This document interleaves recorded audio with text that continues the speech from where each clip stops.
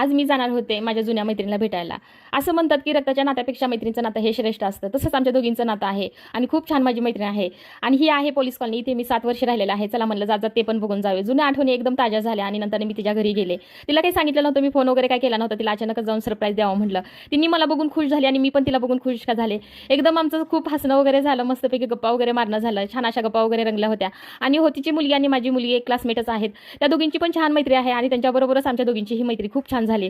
त्यामुळे त्या मैत्रीचं आपण कशातच उल्लंघन करू शकत नाही. असं इतकं छान नातं आमचं तयार झालं. त्यानंतर तिने मस्तपैकी तिच्या नवऱ्याला मटण आणायला सांगितलं. तिने मटण आणलं आमच्या भाऊजीने. त्यामुळे तिने मस्तपैकी असं चुलीवर जेवण बनवलं. भाकरी, भात, मटणची भाजी, छान असं चुलीवर जेवण बनवलं. तिला माहिती आहे मला चुलीवरचं मटण खूप आवडतं म्हणून तिने माझ्यासाठी मस्तपैकी चुलीवरचा बेत केला आणि मस्तपैकी आम्ही चुलीवरचं जेवण केलं. त्यानंतर पुन्हा आमच्या गप्पा रंगल्या.